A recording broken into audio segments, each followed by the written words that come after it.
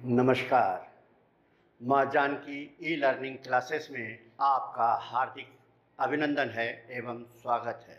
रस बहुत ही important chapter है और उस रस में करुण रस, जैसा कि नाम है करुण, करुण रस का अस्थाई भाव शोक होता है, दुख होता है, पीड़ा होता है, व्यथा होता है, कष्ट होता है। तो इस सब से संदर्भित जब कोई बातें आवें तो ये समझ जाए ये करुण रस है।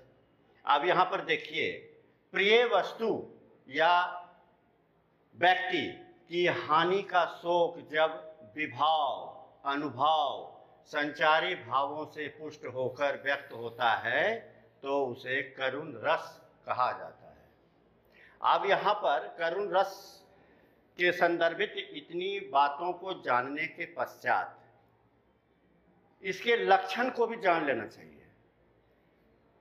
लक्षण क्या है करुण रस का? तो अस्थाई भाव इसका शोक होता है, दुख होता है, पीड़ा होता है।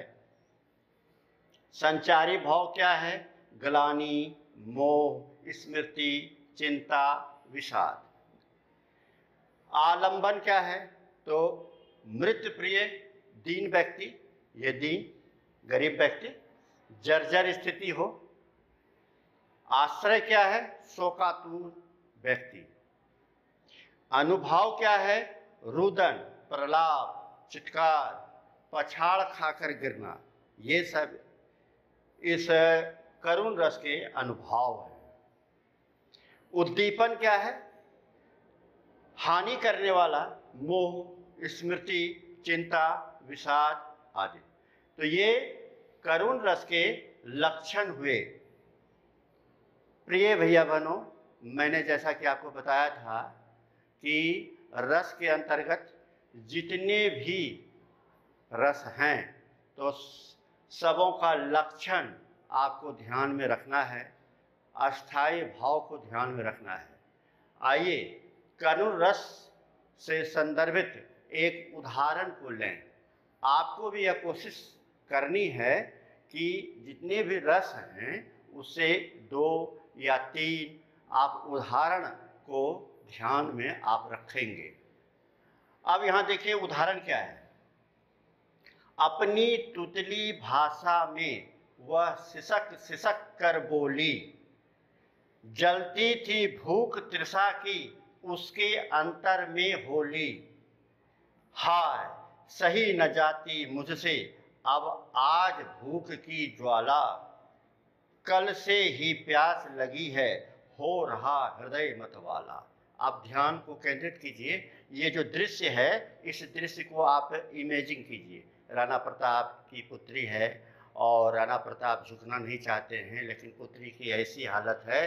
अब राणा प्रताप क्या करेंगे? ये एक ऐसी स्थिति है जो करुण रस का बिल्कुल ज्वलंत उदाहरण है कि बेटी जो है वो भूख से तड़प रही है, लेकिन राणा प्रताप गौरवान्वित हो रहे हैं, वो झुकना नहीं चाह रहे हैं। तब ये उदाहरण को जो यहाँ लिया गया है, अब इस उदाहरण को ध्यान में रखते हुए यहाँ करुण रस के लक्षण को दिखाया गया है। यहाँ पर इसे ध्यान देंगे कि मैंने इसको लिखा है कि प्रस्तुत उदाहरण में महाराणा प्रताप की नन्ही बेटी आलंबन है, कवि हृदय आश्रय है, भूख प्यास और क्रंदन उद्दीपन है, विषाद और आवेग संचारी भाव हैं। इस तरह से आपको ये स्पष्टीकरण परीक्षा में भी देने हैं। मान लिया जाए कि ये उदाहरण परीक्षा में आ गए, अब आपको उसमें बताना है कि कौन सा रस इसमें है। तो करुण रस केवल आपको लिख देने से नहीं होंगे, आप करुण रस तो उत्तर में लिखेंगे ही, साथ ही साथ आप स्पष्टीकरण इस तरह से यदि दे देते हैं तो आपके जो उत्तर है वो बहुत ही अच्छा, शानदार और जानदार हो जाएगा। तो इस तरह से मैंने करुण रस क्या है करुण रस का स्थायी भाव क्या होता है, उसके लक्षण क्या है, उसके उदाहरण किस प्रकार के होते हैं और इन उदाहरण का स्पष्टीकरण कैसे दिए जाते हैं, इन तमाम बातों की जानकारी आपको मैंने शेयर किया है। ढेर सारी शुभकामनाओं के साथ धन्यवाद।